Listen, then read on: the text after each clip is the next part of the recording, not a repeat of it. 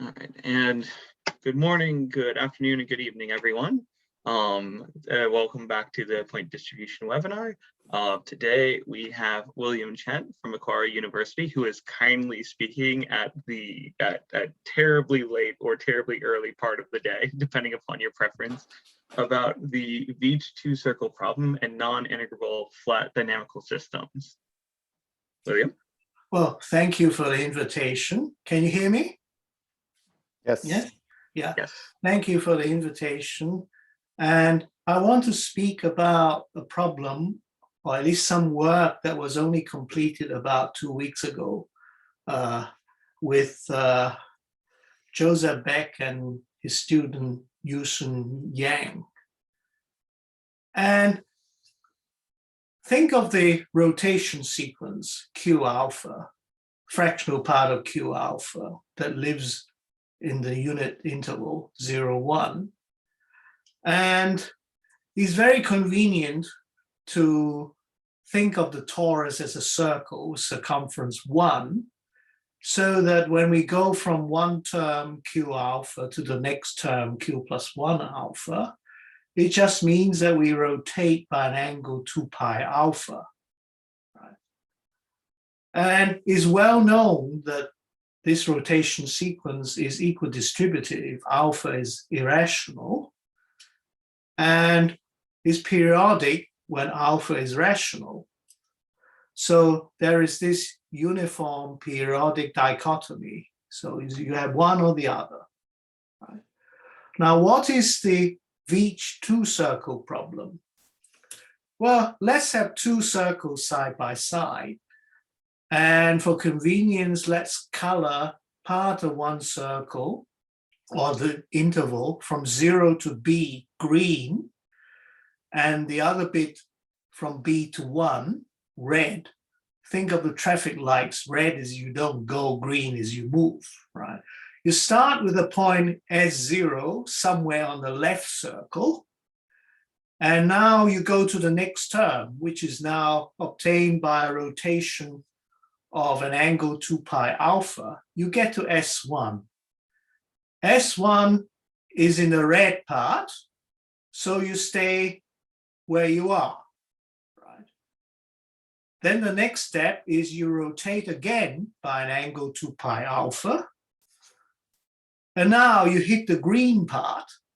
When you hit the green part, you go over to the other circle, to the corresponding point in the other circle, right? That's S2. So S2 is now on a different circle from S1.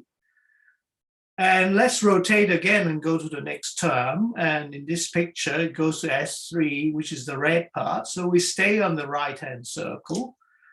And the next one, we stay on the right-hand circle again. So basically, every time we hit the green part, we escape to the corresponding point on the other circle. But if we hit the red part, we stay where we are, right? So the question is, assume that alpha is irrational. When do we have equidistribution? Now, another way of looking at this problem is to think of it as a problem about a geodesic on some surface. Right? The surface is obtained starting by taking two squares side by side. We identify the top edges with the corresponding bottom edges. And we think of the left circle as living on the left boundary of the left square. And we think of the right circle as living on the left boundary of the right square. Right? And we now have a surface where various edges are identified. So the V2 is identified with the V2. So if you look at the middle red edge, the two sides are different, right? The left side is identified with the edge here. The right side is identified with this edge. Down here, this green edge is identified with this green edge. We can think of this as a gate and this as a barrier. Right? Now, We call this the 2-square B surface. Now let's start with some point S0 on the left circle. Right? And to go to S1, you go along a geodesic of slope alpha. You end up at this point, and because this edge is identified with the left edge here, S1 lives on the left edge, which is the left circle. And you go to the next point, S2 now is at the gate. Right? And so after that, the geodesic continues on the right square, right? And the right square again. And the question is, when is this alpha geodesic equidistributed?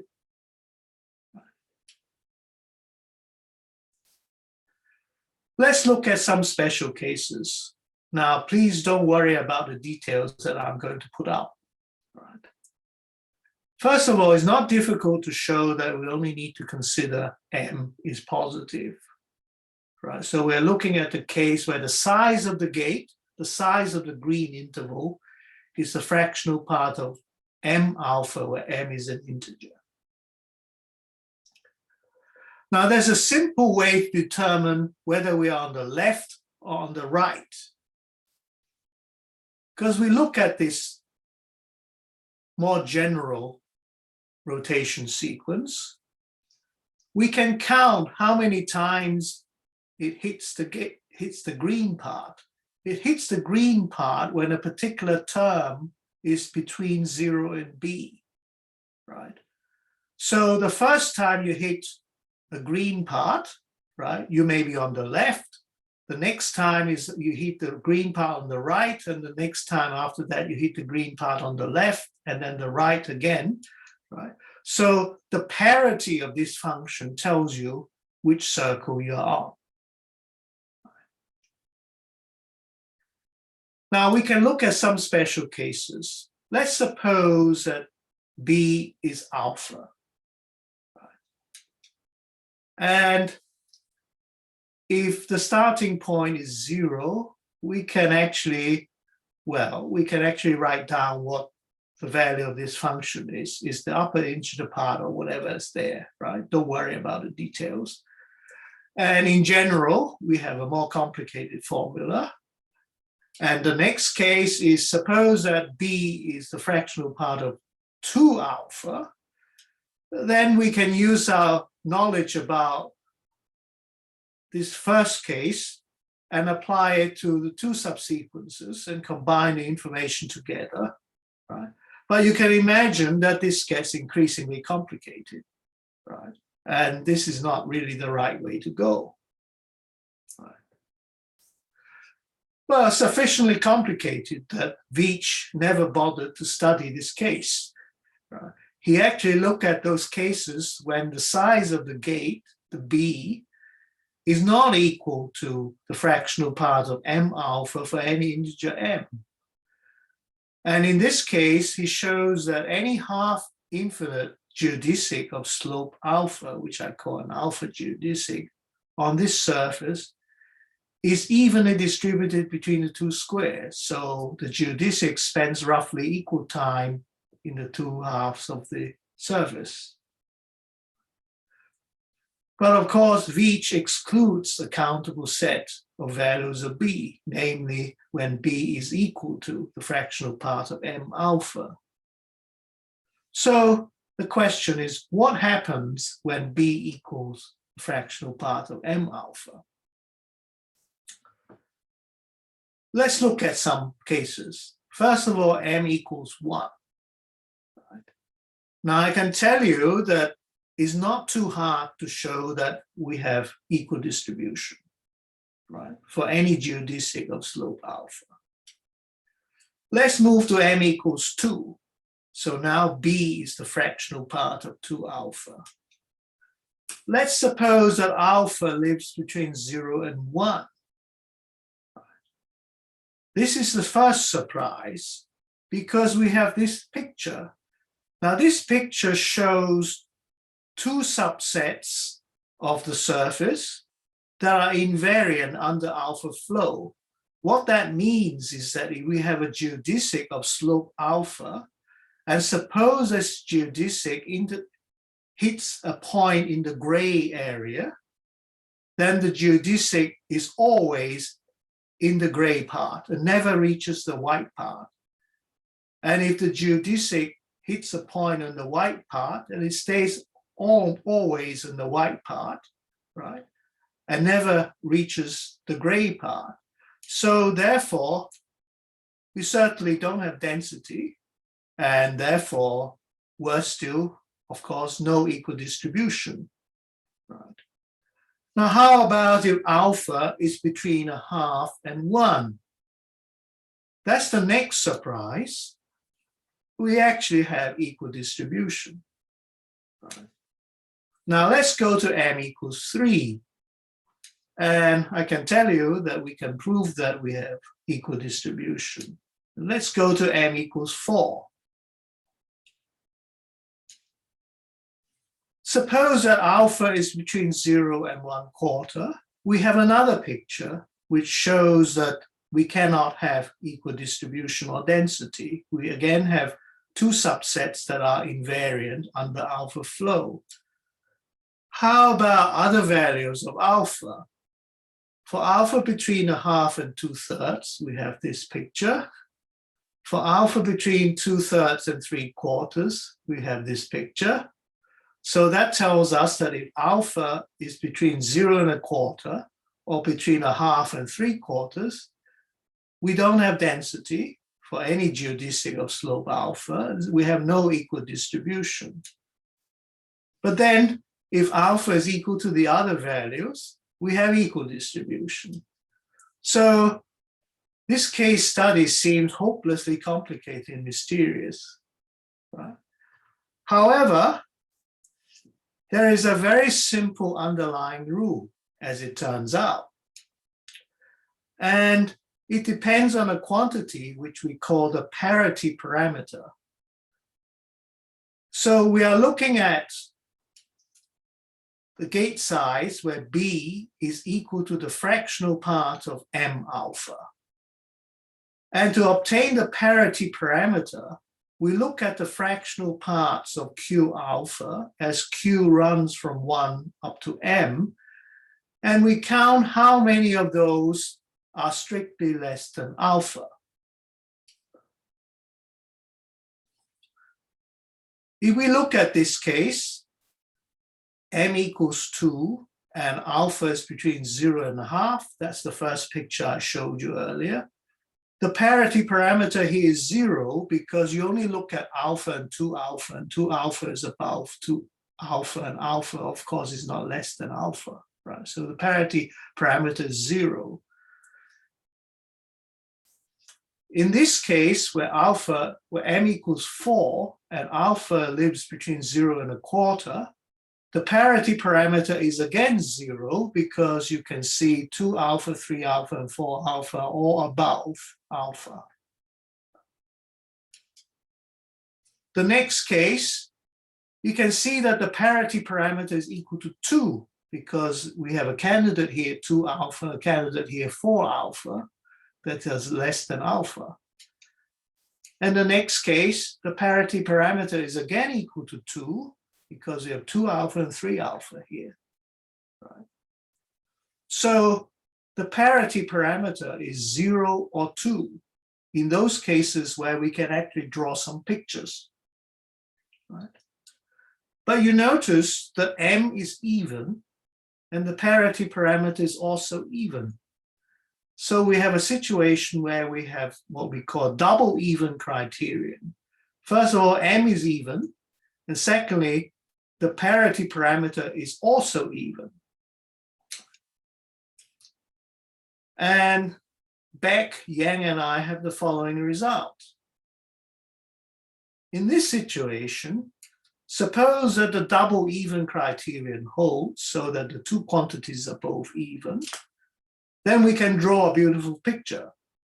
And if we can draw a picture, we don't have density or equal distribution.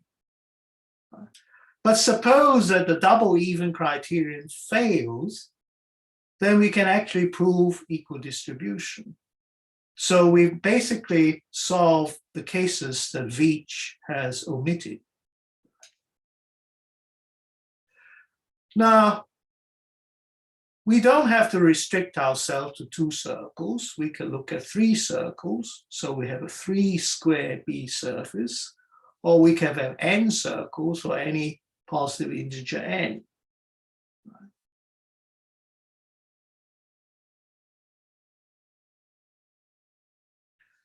And we have the following result.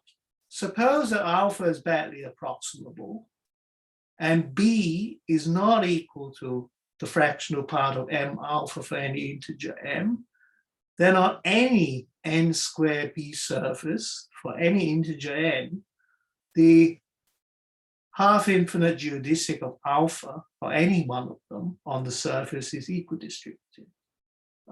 So Veitch only managed to prove the case when n equals 2, right? And we've extended it to arbitrary n. But we don't stop there. We can extend it even further.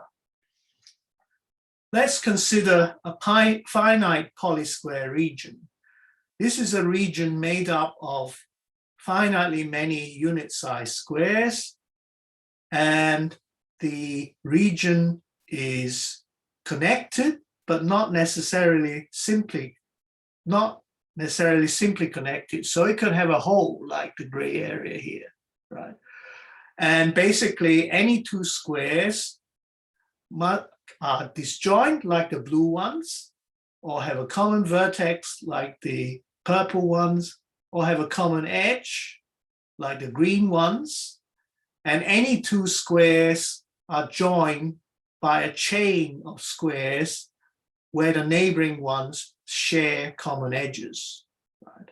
Now, if we do some edge identification for the horizontal edges and the vertical edges as well, we can turn that into a finite polysquare surface. Now, there's a famous result of Gutkin and Veitch, which says that if you have a geodesic of irrational slope on any finite polysquare surface, then the geodesic is equidistributed. So this is the generalization of the result that the irrational rotation sequence is equidistributed in the unit torus. Right. Now, there's a funny thing about, I use this sign here. What happened was that Gutkin proved this result, and he claimed that he used something that Veitch had proved, which Veitch hadn't proved until 1987. So that's why at least this is the story about this theorem. Now, you have uniform periodic dichotomy. And now we're going to construct some surfaces. We are going to modify our polysquare surface by introducing some extra gates and barriers. Right. Let's look at a simple example. Here we have a surface made up of 4 squares. I haven't written down the edge identifications, but we can make some kind of surface like the 2 square B surface by introducing some barriers here and gates of various sizes, right here. For instance, this is a polysquare surface, and we can introduce some extra obstacles, right? So basically, what we're doing is we have a finite number of division numbers, right? They are all rational multiples of a fixed number B, right? And this leads to division points on each of the vertical edges of the polysquare surface, right? And the distance is the distance from the bottom. Right? So we have a number of division points, and we put barriers and gates between these division points, and we do it in such a way to make sure that we have appropriate modifications of the edge identifications to make sure that we have a surface. And then we can study what happens to a geodesic on such a surface. And we have the following result, which says that if the division numbers are different from the fractional part of m alpha for any integer m, then for any half-infinite geodesic of slope alpha, we have equal distribution. So the only thing we cannot do at the moment is that the division numbers here are restricted to rational multiples of a particular number b. It would be nice if we can have arbitrary division numbers, but our method so far cannot be extended to that. So we have to kind of live with just the division numbers being rational multiples of a fixed number b. Now, the idea of how we study these sort of questions is based on a transformation which is called the interval exchange transformation. This idea has been around for quite a long time. Right? And let me explain what this is. Let's go back to this example. Let's label the left edges of the individual squares W1, W2, W3, and W4. And here we're indicating what the alpha flow does. Right. So, for instance, let's assume that B is less than alpha, is less than a half, just to keep things a little simpler. What this picture is showing is that the alpha flow is taking the interval 0, 1 minus alpha on this edge to the interval alpha 1 on this edge, but this edge is identified with this edge, so we have this, right? Now, there are other parts of other edges that are taken to different places, right? And if we perform the same exercise to all the little intervals that we can obtain, we end up with a collection like this, right? Don't worry about the details, right?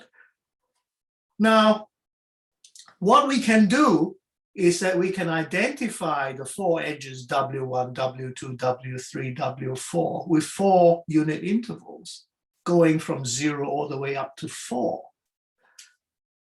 Then we can rewrite that almighty mess on the previous slide in this way. We have a function which goes from 0, 4 to 0, 4. And this function has many different pieces. Each piece is an increasing bijective linear map. So T preserves Lebesgue measure. And this is called the interval exchange transformation. Now, suppose now, and there are some singularities, right?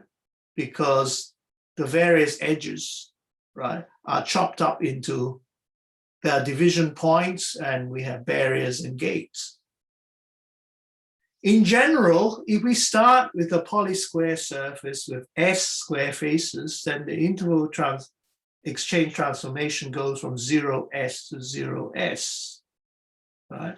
And if we have the various division numbers, then we can write down the various singularities of this transformation.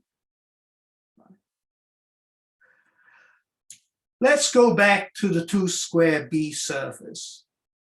And earlier, we claimed that if the double even criterion fails, then we have equal distribution for any geodesic of slope alpha. Now, I want to briefly show you how this can be established. The first step in the argument is to show that if the double even criterion fails, then the interval exchange transformation is ergodic. Right? Now, Suppose the contrary. Suppose that the transformation is not ergodic.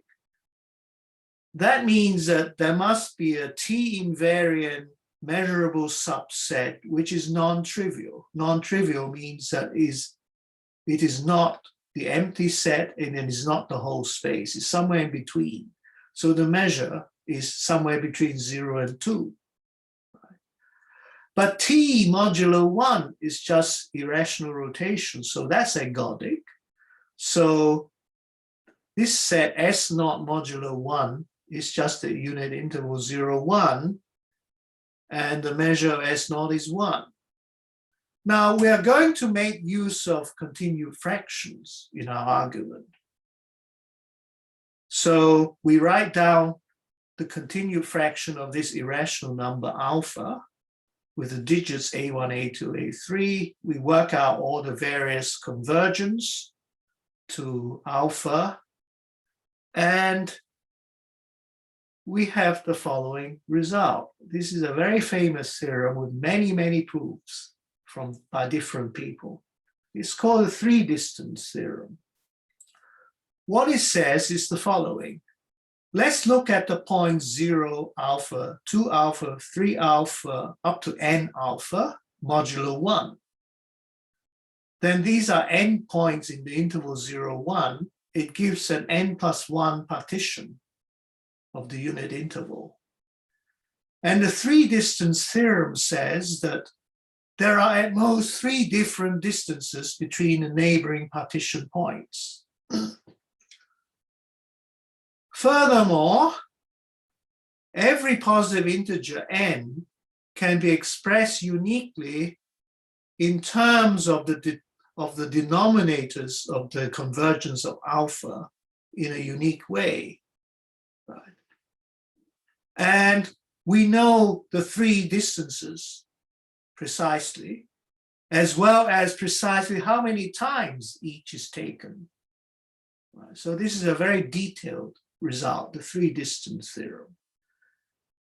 Now let's look at a special case. Suppose that n is one of the denominators of the convergence minus 1. And if we do a little calculation, we'll see that R is QK minus 1. But if R is QK minus 1, that means that QK minus R minus 1 is actually equal to 0. So that means that this third distance doesn't happen. So we only have 2 distances. So the three-distance theorem becomes a two-distance theorem. Right? And we can tidy up and write down in a better form the second distance. Right? So this is a two-distance theorem. Next, let us partition the interval 0, 1 with q k plus 1 division points. Right? And instead of taking q alpha with q running from 0 to qk plus 1 minus 1, we go from minus 1 to qk plus 1 minus 2. It's just a little shift, right? The three-distance theorem still applies, right? Now, the next thing we're going to do is we're going to look at some of the division points arising from what we call the small values of q. And we also look at the division points arising from the larger values of q. Right? And we do the following.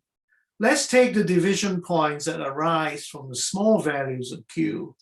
Right? It splits the interval up into m plus 1 parts. Let's call them the long special intervals. Right? And we look at the long special intervals. We look at a particular division point here, which is q alpha, right? And it's not difficult to show that if k, right, the parameter k is much larger than the m that we are trying to study, right? then the neighboring division point is a distance, one particular distance away from this one, and on the other side is the other one. And it's the same setup for all of them. Right? It's not too difficult to show. Now, next, we look at some short intervals. Right? The short intervals come from those Q which are relatively large. Right? And we look at the intervals in the opposite way to here. So we use the distance d double star on the left and d star on the right. Right. Now, let's see what this does for us. The first thing we claim is that the short intervals completely cover the long ones. Right. Just to give you some idea, right? You look at one of these long intervals. It has this division point here, right? The one immediately on the right is not one of those here, because if it were, it would be a distance d star from it, but d star is not equal to d double star. So that means that the neighboring point here is one of these red ones, right? And the red intervals stretch a distance d double star to the left. So it stretches basically all the way back to this point, right? Okay. So that's the first thing we notice, that the short intervals completely cover the long ones.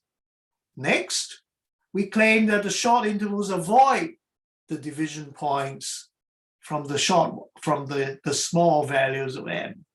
Well, it's easy to see the short intervals only go, say, a distance d double star to the left, but the short interval is open on the left-hand end, so it just fails to reach the division point.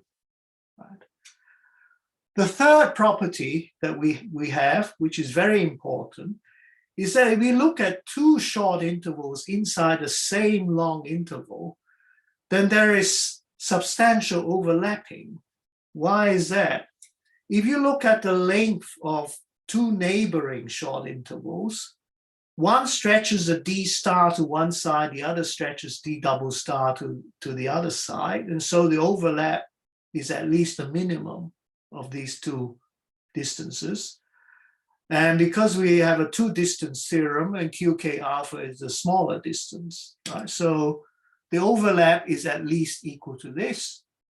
But if you look at the length of a particular interval, is d star in one direction, d double star in the other. So the length is the sum of them, and is less than 3 times the overlap. So there is at least a 33% overlap. Right. Now this overlap is going to be absolutely crucial. We look at the short intervals. The short interval is in 0, 1. We can translate it by 1, and then it will be in 1, 2. So we end up with 2 short intervals, right, in the torus, 0, 2. Let's suppose that epsilon is positive and sufficiently small and fixed, and k is sufficiently large. What we can show is that there is a special q among this lot, which we call q star, right? If we look at the interval 0 plus jkq star and the interval 1 plus jkq star, right, then either it has big overlap with our set S0, right, which means that this interval, this short interval, is predominantly in S0, or it is predominantly outside S0. Right? That's what we can show. Right? The proof is a little tricky, but that's what we can show. Now, how about other values of Q? So let's look at a typical Q, and we look at the two short intervals for that value Q. we can link them to the two short intervals for the Q star by using the transformation T, right? Now, the interesting thing is that S0 is T invariant. And secondly, the singularities never split the intervals. And that tells us that the intervals arising from this other value Q is also either predominantly in S0 or predominantly outside S0. Right? So that's the first thing that we've managed to extend. So once we have one, then every one of them satisfy the same property. Right? Now, next, we have these m+1 special long intervals. There are another m+1 in the interval 1, 2, so there are two m+2 of them, these long intervals. We have all these short intervals. Let's look at all the short intervals that live within a particular long interval. So suppose that we look at this long interval, right? And we look at all the short intervals that live within it, right? Now, the short intervals that live within it have serious overlap, right? Substantial overlap. And since the two neighboring ones have substantial overlap, but if they have substantial overlap, it cannot be possible that one of them is predominantly in S0 and the other one is predominantly outside, because the overlap is much bigger, right? So the conclusion that we have, because of the substantial overlapping, is that all these short intervals are all predominantly in S0 or all predominantly outside S0. There's no mixture, right? So that tells us that the whole of I, the whole of this long interval, is predominantly in S0 or predominantly outside. If it's predominantly in S0, color it blue, and if it's predominantly outside, color it red. This gives rise to a two coloring of the interval 0, 2, right? If we do it for every single long interval. Well, we got a two coloring of the interval 0, 2, and now make use of the alpha flow. The alpha flow spreads this to a two coloring of the surface, like this. Right. But then it's not too difficult to show that such a two coloring cannot possibly exist if the double even criterion fails. Right. So that's a contradiction. The contradiction is assuming that the T is not ergodic. So after all, T is ergodic. Right.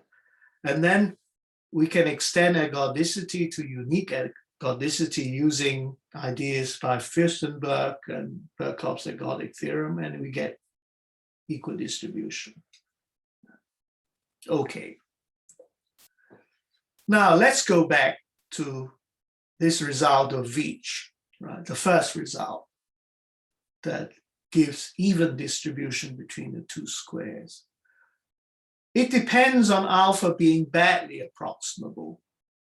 So we can ask the question, what happens if alpha is not badly approximable? Right.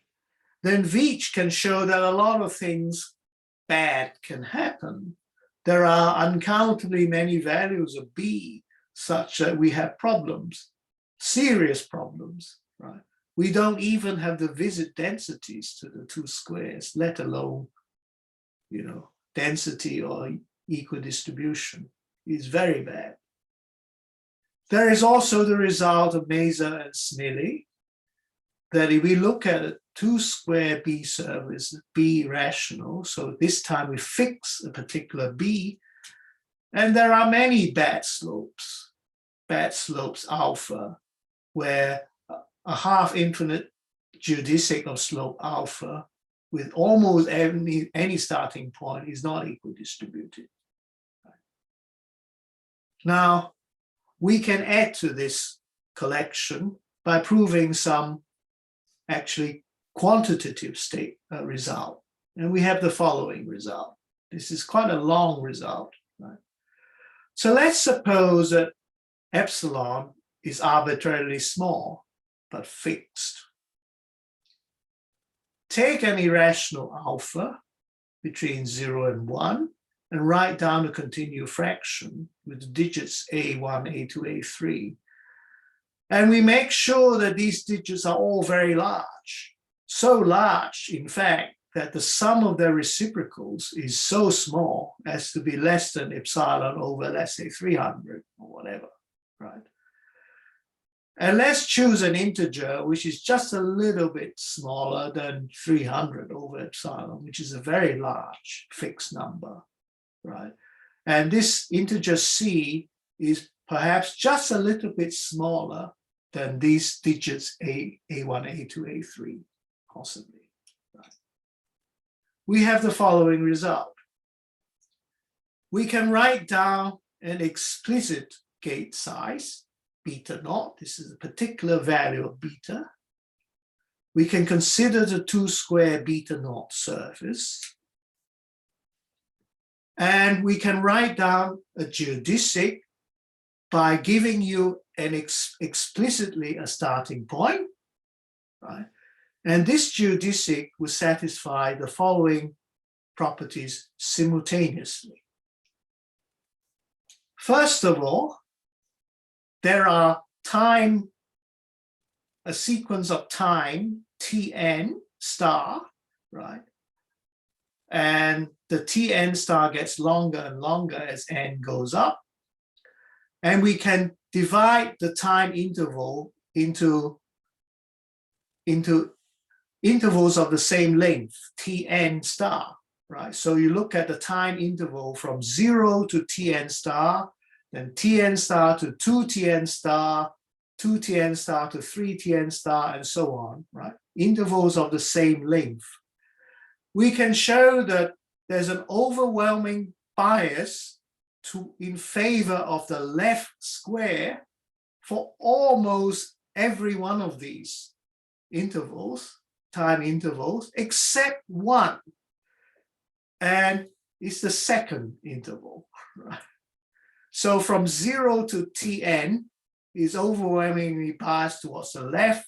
From Tn to 2Tn is overwhelmingly biased towards the right. And after that is overwhelmingly biased to the left all the way, a long, long way up, right? And the bad boy or the outlier is the second interval. There's another sequence where we have something similar happening, except that the bad boy, the one which doesn't conform, is now the third interval, not the second one. Right? And we can find, and these can happen simultaneously. Next, suppose that n is a given positive integer. We can find an explicit gate size, beta 1, which is very, very close to the original beta 0. And we look at the 2-square beta 1 surface, and the following happens. We can write down a geodesic with an explicitly given starting point, and this geodesic satisfies the following two properties simultaneously.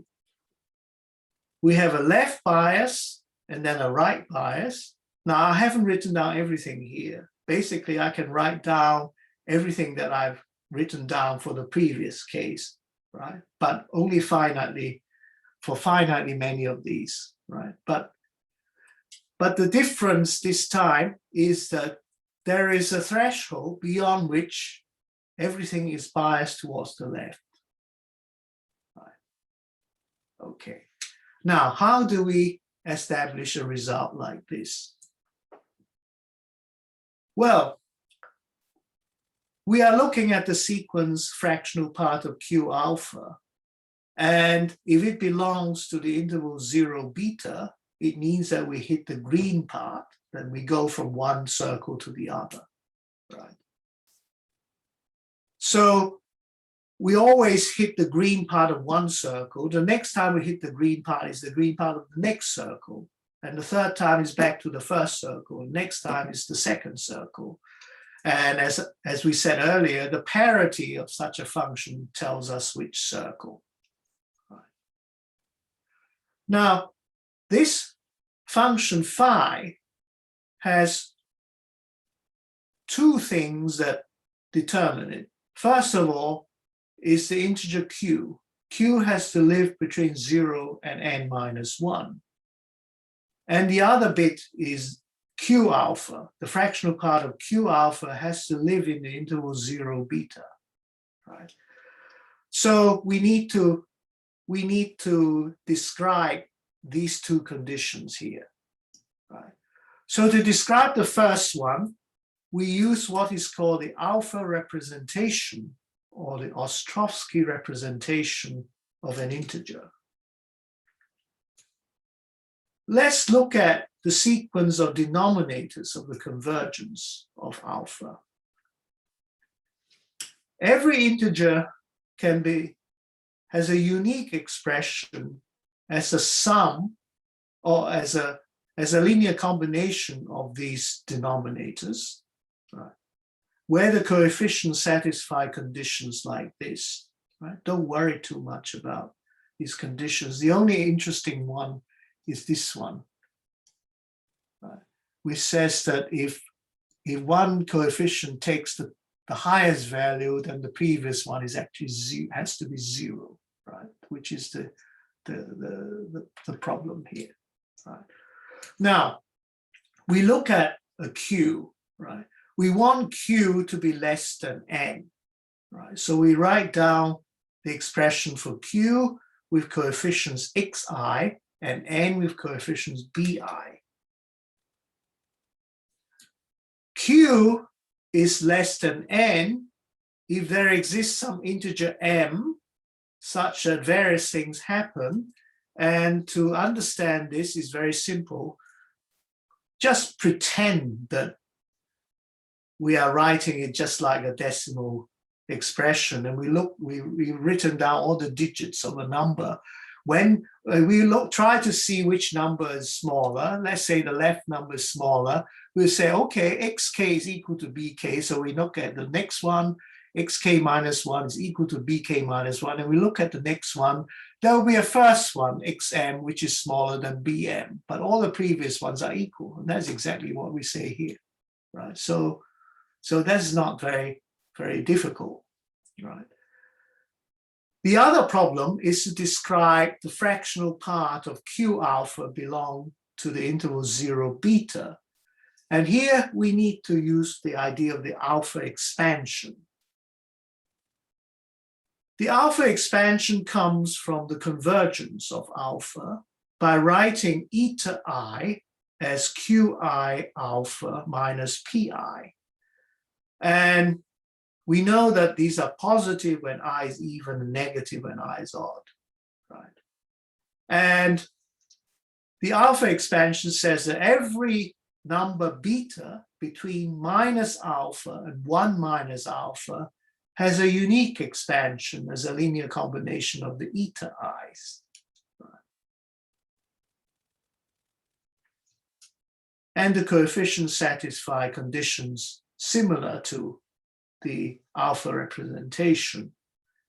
And to get uniqueness, there's some condition which you can forget, right? I just include it here, right? Furthermore, beta is positive if the first non-zero digit here has the index is actually even, so that the corresponding eta is positive, right? Okay, and this is this critical condition here. Right. Okay, Q has this expression. Let's write down the fractional part of Q alpha is equal to this here. Well, I can't highlight it.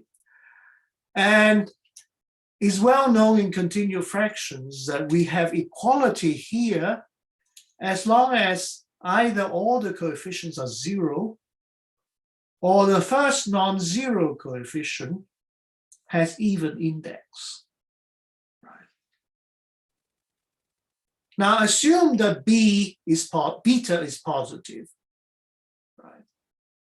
And we write down Q alpha, the expression for Q alpha, or the fractional part of Q alpha, and expression for beta. And fractional part of Q alpha is in 0 beta if blah, blah, blah, blah, right? And if you think of it this way, right, that this number, which represents Q alpha, is less than beta, well, we look, x0 is the same as c0, x1 is the same as c1. There's a first one, there's a first one, xl is different from cl, but here it's slightly more complicated because the eta I can be positive or negative. So that explains the sign here, right? So it's essentially similar, right? So let's see what happens. We also have to have these conditions to make sure that fractional part of Q alpha is positive. This expression here is positive, right? Okay. So let's look at this function phi, this counting function, right? We've considered these numbers L and M just now, right? So we can look at the contribution from each pair, L and M, or those sequences that have an M and an L, that involve the M and the L. The first condition, Q is between 0 and n minus 1, means that we must have these. The second condition, that Q alpha belongs to 0 beta, means that we must have this. Right. But there may be some other variables, xi, that hasn't been mentioned yet. So there may be some in between. Right. So they have to satisfy this. Right. Now, beta is written like this. Right. And when we try to find an expression for a term like this, we would encounter perhaps instances where there are some terms that are made up of products of the CI's with some other integer. Right? Now, we are only interested in the parity of this function. Right? So any multiple of 2 can be ignored. So therefore, it's very convenient to only consider the CI's that are all even. Right? Let's suppose that we take even an extra condition, that the CI's are non-zero when I is even. Right? That means the C0 is non-zero. That ensures that beta is positive. Right? And the condition x0 equals C0 means that we don't have to worry about this condition here, right? Except when L equals 0, when L equals 0 is this condition that comes to the fore. So we have to be careful here. Next, we have this condition here. This condition can potentially cause problems because if xl plus 1 is as large as possible, then the previous xl has to be 0. It's not this equation anymore.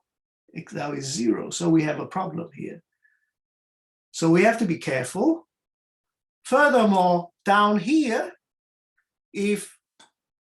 since xi is equal to bi, if b of m plus 1 is as large as possible, then x of m plus 1 is as large as possible, which means that xm is 0. So we have a problem here, but we can overcome this problem by looking at the following. Well, n is of this form, right? The bi's are the digits.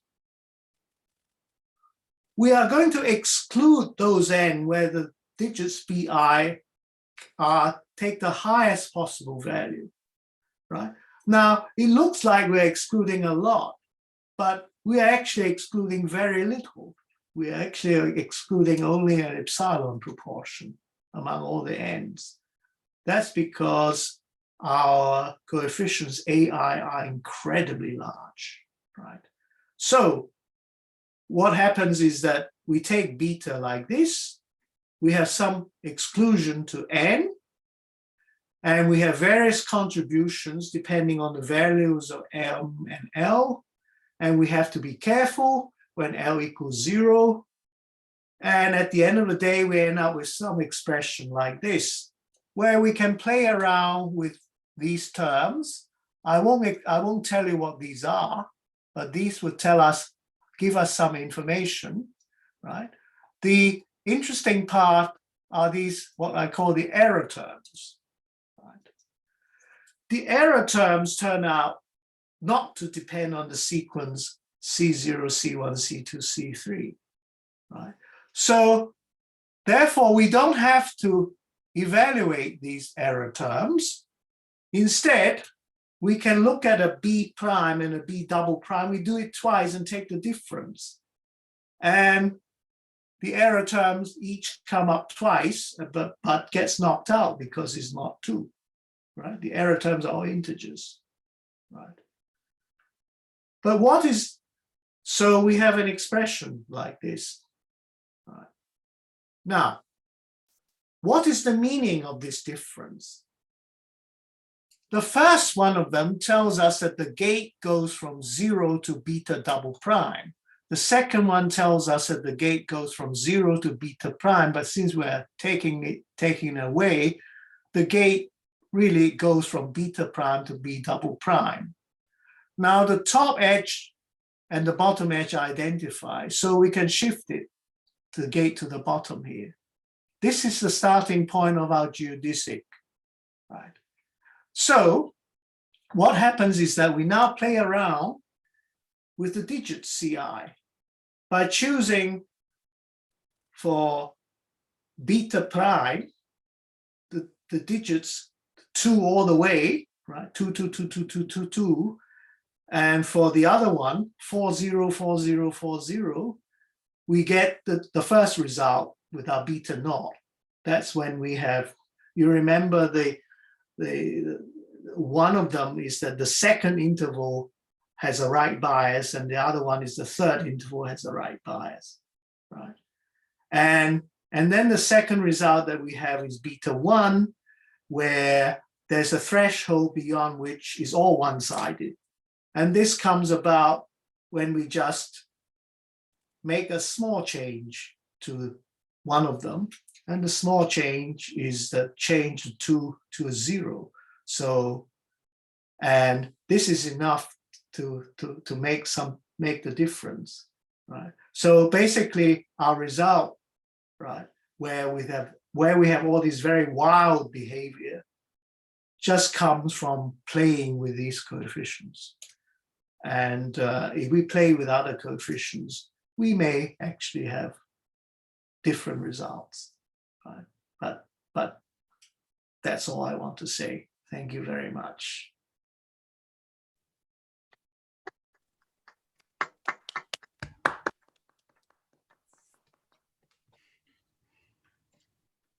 Any questions for the speaker?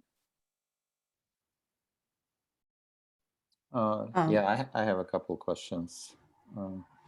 So the first question is there some analog of discrepancy here? So can you quantify now things now? Can you quantify this equidistribution that you get and figure out that some trajectories are going to be better than the others?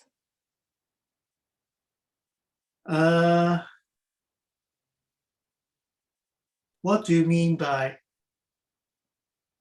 Oh, you mean?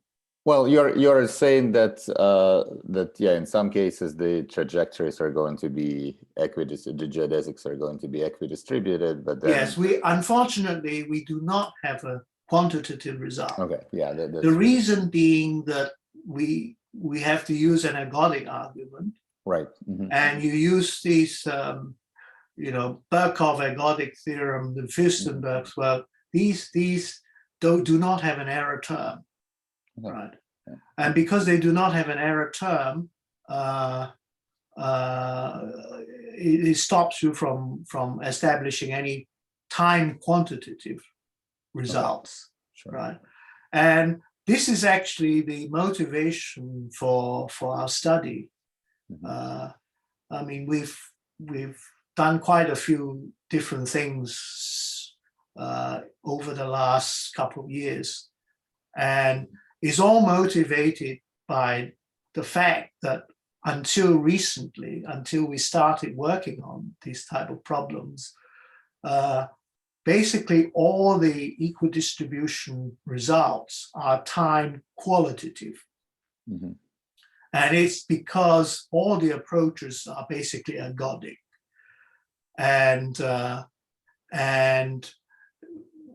we managed to find a method which is non-ergodic, and that allows us to say something time quantitative, like the results that I discussed in the CIIM lectures.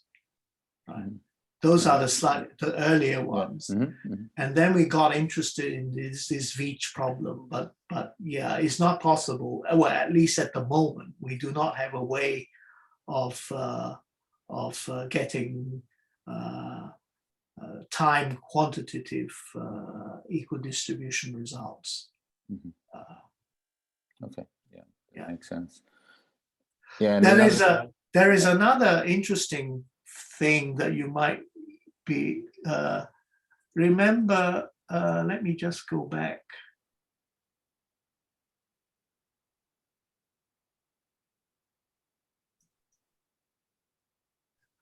This quantity here, right?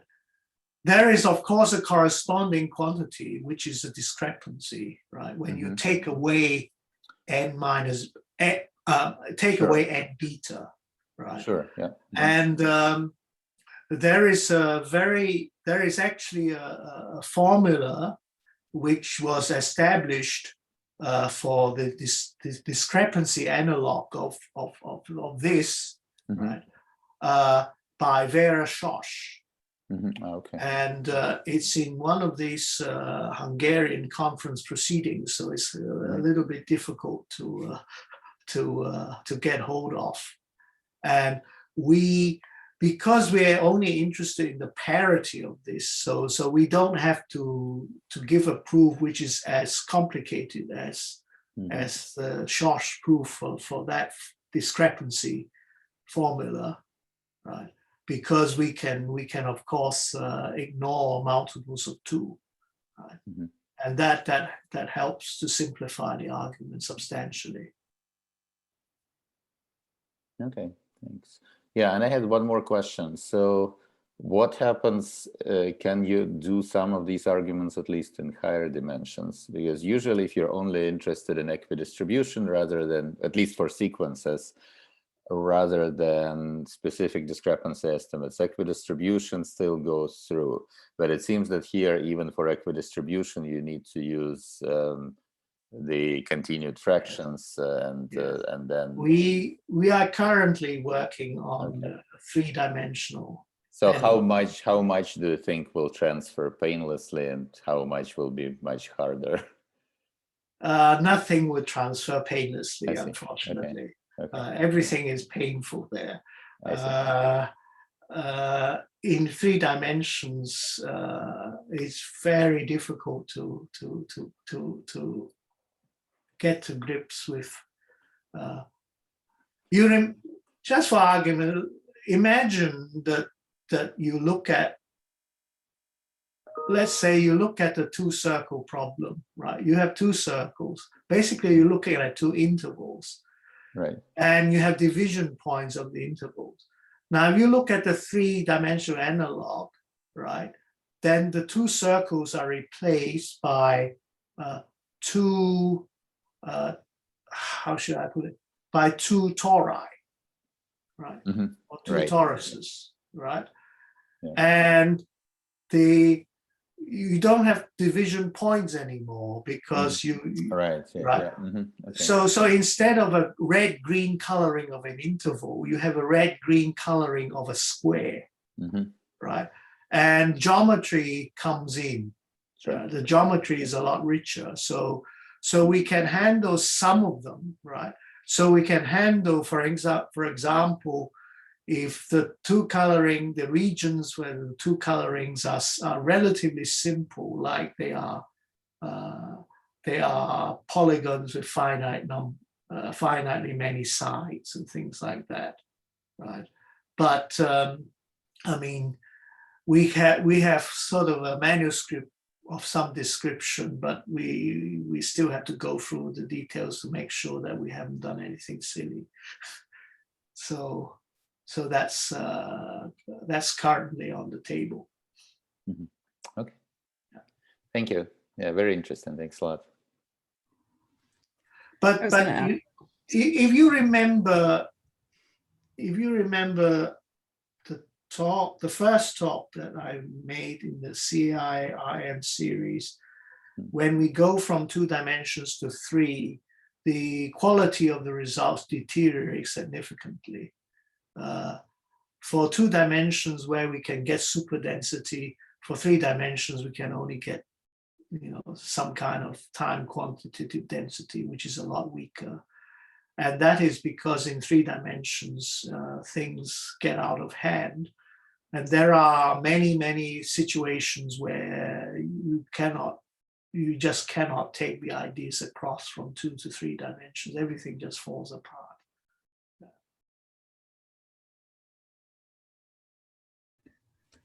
Yeah, thanks a lot. I think Michelle had a question. Yeah, sorry. Yeah, sorry.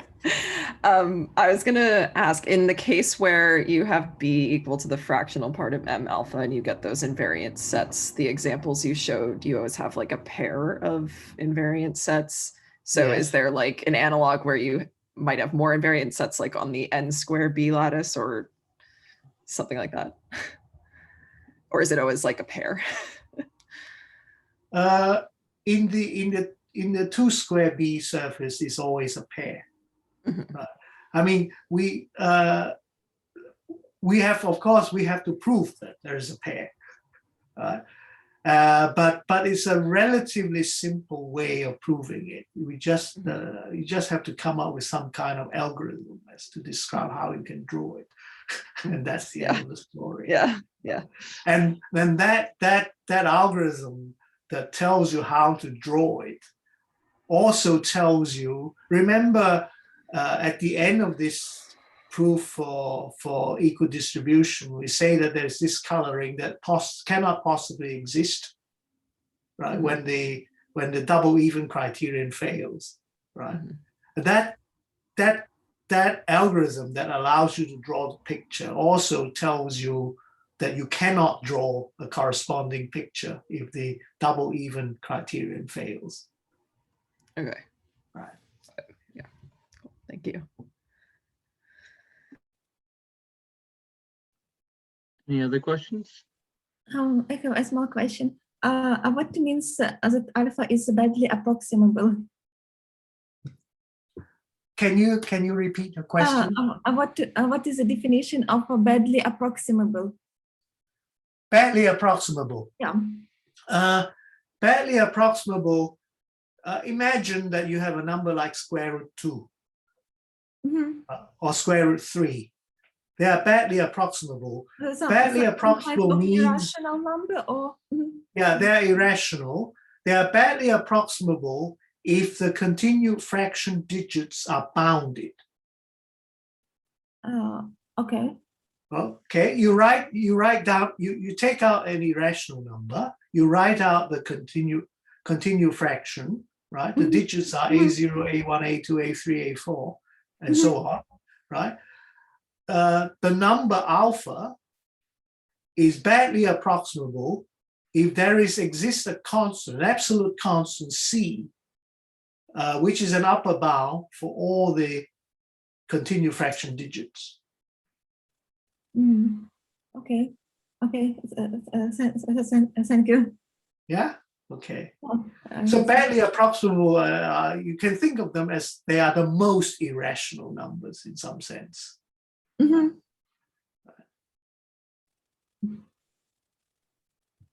And in discrepancy, badly approximable numbers are good friends of ours. Right? They are the numbers that we use to generate good distributions.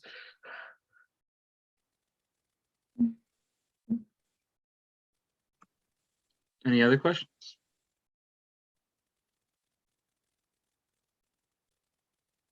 All right, well then let's thank the speaker again. Well, thank you for allowing me to speak. So now, from now until, oh, let me stop the recording first.